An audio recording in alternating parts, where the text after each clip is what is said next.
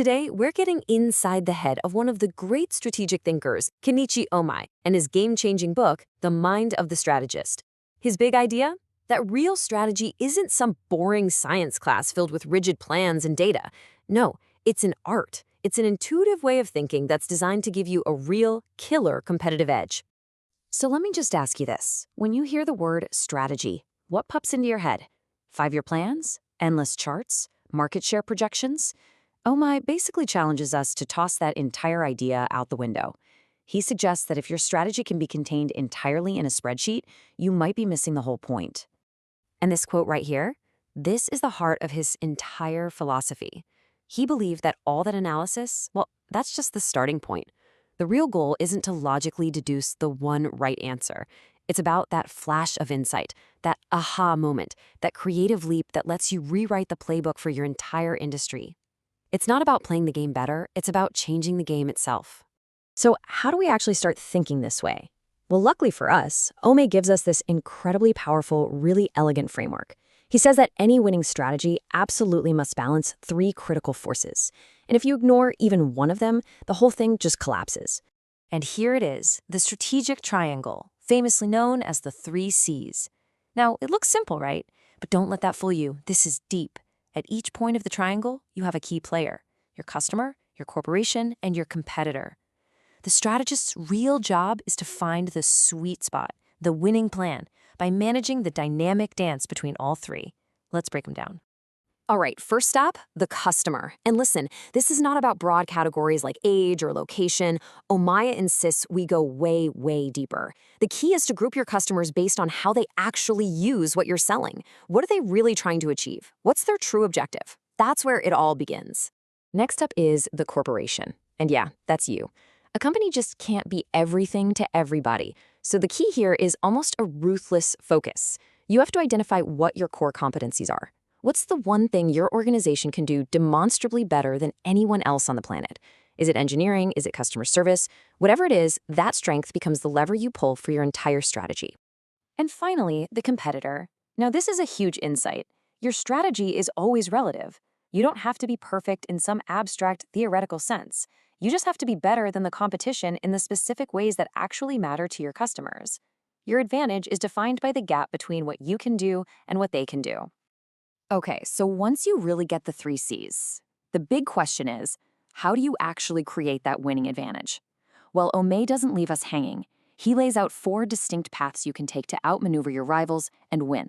He lays out these 4 routes, focusing on what he calls key factors for success, establishing relative superiority, launching aggressive initiatives, and my personal favorite, finding strategic degrees of freedom. Let's dig into what each of those actually means.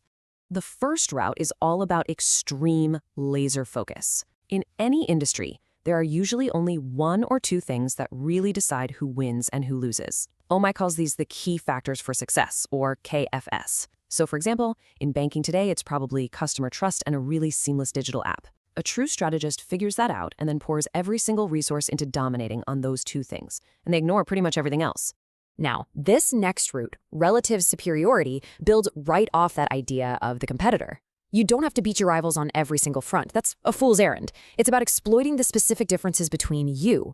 Maybe you can't compete on price. Fine. But can you be the most reliable? The easiest to work with? The one with the absolute best service? You find your unique strength and leverage it against their weakness. Okay, this is where the strategist gets to be a bit of a revolutionary. Aggressive initiatives are all about challenging the fundamental way things are done in your industry. I mean, a perfect modern example is the shift from selling software in a box to offering it as a subscription, SaaS. That didn't just improve the product, it completely changed the business model and broke all the old rules. And this last one, this is probably Ohmae's most sophisticated idea. Strategic degrees of freedom means finding a whole new battlefield to fight on. You look for the unmet needs, the parts of the business that everyone else is just ignoring. If all your competitors are fighting a war over who has the most horsepower, you find your freedom by competing on fuel efficiency or driver comfort or an amazing user interface. You zig when everyone else sags. So as you can see, mastering these frameworks takes more than just learning them. It really requires a fundamental shift in how you think.